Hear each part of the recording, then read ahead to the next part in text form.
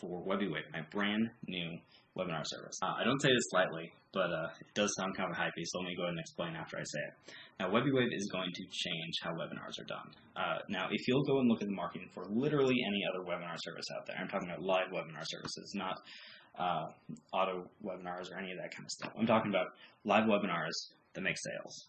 But anyway, if you go look at any of the other live webinar services out there, look at their marketing, you're going to find out they are all built for people to hold meetings. They're not built to make sales. And the fact that, they are really difficult to use, and there is a lot of dissatisfaction in the market out there. Go look up anything about GoToWebinar, go into any of the big Facebook groups, and you'll see people again and again and again posting about issue after issue after issue with these services, because they're not built for us. They're built for people who are corporate, people who sit in their office all day. When we use webinars, all we're doing is using them to sell. We need a simple solution. And this is a service that people are going to want to get in. People are paying $400+ a month for, tiny little rooms on GoToWebinar. I could go on and on and on about the problems with all these other services, but instead, why don't I just show you what WebiWave does best? Sell. So this is what people see when they first go to the webinar page. So for now, I have not started the webinar, so this is what they see. The training hasn't started yet, please. So all web-based, you don't have to worry about anything, completely hosted on, everything's taken care of on my end. All you have to do is fill in some fields, and that's it.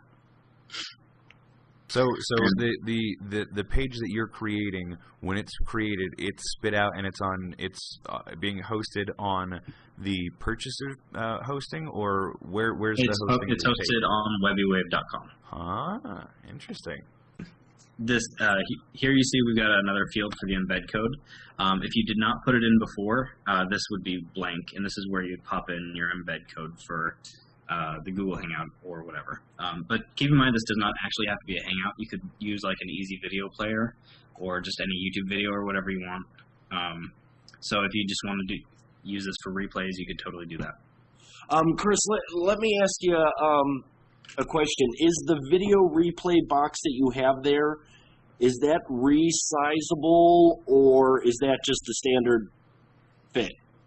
It's resizable. It's resizable as far as programming goes, but I don't have it built to resize. The way I have it built right now is it just fits the width of this white box that I got here. Okay. However, if I were to make the box bigger or smaller, it would fit whatever. But I think the biggest thing, and one of the issues I've always had with GoToWebinar and stuff like that, is the fact that they don't let you send your users directly to the Buy Now page or whatever. Which I was never a huge fan of. They have to go and type in the URL or whatever. Right. That's not the case here. Watch this. So you can decide exactly when to drop that button. Like it's exactly. A click of a button. You don't have to program or time anything. You can just go, blip, there it is. Exactly. And I was just wondering, when you hit, your call to action, your buy button, people are going to have to scroll down. They're not going to actually see it just like pop in. You know what I mean? Oh, well, actually, when it first shows up, it'll actually force their screen to scroll down to it. Oh, well, shit. That answers that. That fixes that problem. No, that's because that's where, people going, well, I don't see the button. I don't see the button. Well, that's not going to happen here. Nice. There's like a 5-second delay between when you hit the button and it'll automatically show the button down at the bottom, and it'll force their screen to slide down to it. And how are you guys handling like server stress? I mean, because there's actually very little server stress with this kind of stuff. Because really, I know. Yeah. All the heavy lifting is being handled by Google Hangouts or whoever you're hosting your video through. Okay, so YouTube would be doing most of our shit. Exactly. So all that's really happening on the server is little tiny requests going back and forth between the user's end and my server.